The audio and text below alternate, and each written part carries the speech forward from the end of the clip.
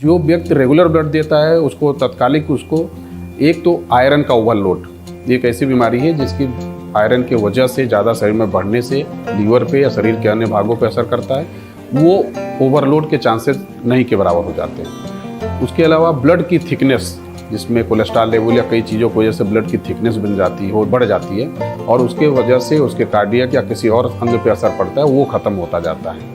उसके शरीर में एक स्टेमिना डेवलप होती है, जो ब्लड बनाने की प्रक्रिया हो सतत क्रियाशील रहती है और ब्लड देने वाले व्यक्ति का कोई नुकसान नहीं होता है। ये एक मिथ भरा हुआ हमारे मन में या इलिटरेसी या अवेयरनेस न होने की वजह से कि ब्लड देने का नुकसान होता है, ऐसी कोई आज तक पूरे दुनिया में कंप्लेंट नहीं है किसी भी व्यक्ति को ब्लड देने से नुकसान होता हो, उल्टा इसका फायदा ही मिलता है।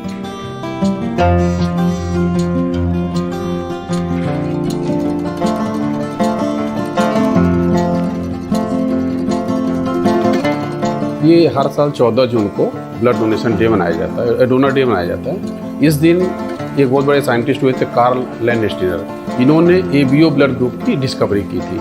1901 की बात है ये, जिसके बाद से ही ब्लड बैंकिंग के फील्ड में इतना डेवलपमेंट हुआ। एक इंसान का ब्लड लेके दूसरे से चढ़ाने की पूरी प्रक्रिया उन्हीं के ही डिस्कवरी पे है।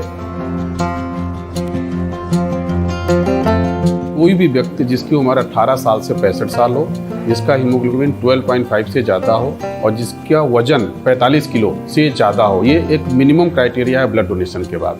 उसके बाद उसके कुछ बीमारियों का भी हम लोग पूछताछ करते हैं कि जो क्रोनिक डिजीज हैं, चाहे लीवर से डिजीज है, चाहे हेपेटाइटिस सी, HIV, जो भी हैं इस टाइप की बीमारियाँ, सबका हम लोग उसका हिस्ट्री लेते हैं कि इस टाइप की कोई ऐसी बीमारी तो उसके अंदर नहीं है जो दूसरे के मरीज के ब्लड के साथ जाके नुकसान पहुंचा सकती है, या कुछ और छोटी छोटी चीज़ें, कहीं दांत नहीं निकलवाया हो, कान में पियर्सिंग हो। ये इसलिए किया जाता है कि उसके शरीर में किसी तरह का कोई इन्फेक्शन ना हो। जो व्यक्ति रेगुलर ब्लड डोनेशन करता है, पहली चीज़ तो उसको एक मानसिक तौर पे शांति मिलती है, मानसिक तौर पे खुशी होती है कि हमने सोसाइटी के लिए या दूसरे व्यक्ति के लिए अपने शरीर से दान करके कुछ काम किया। दूसरी चीज़ उसकी हर बीमारियों की, जिसमें एक तो प्रारंभिक तौर पे जो ब्लड देते हैं पहले या उसके प्रोसेस में जांचें होती हैं। उसके बाद 5 बीमारियों मैंडेटरी है जो हमारी नेशनल पॉलिसी में है, hepatitis B, hepatitis C, HIV, malaria और सिफिलिस। इन 5 बीमारियों को जांच करके और कोई भी कमी आने पे उसको तत्काल सूचना दे के बुला के फिर उसके आगे की प्रक्रिया पूरी की जाती है, ट्रीटमेंट कराया जाता है।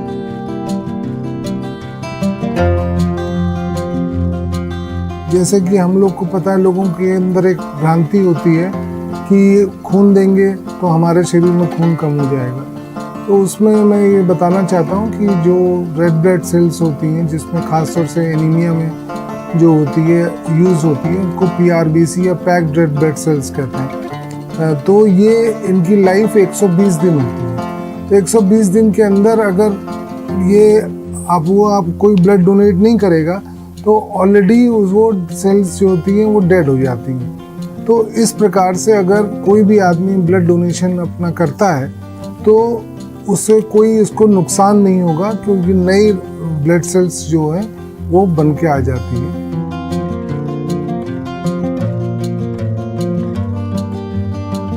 मैं तो ये संदेश देना चाहूँगा कि हर आदमी जो कि स्वस्थ हो उसको खून देना चाहिए।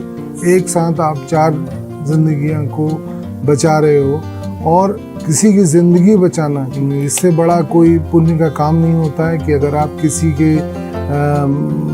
हस्बैंड, किसी के माँ, किसी के बाप या किसी के बच्चे की ज़िंदगी को बचा रहे हो।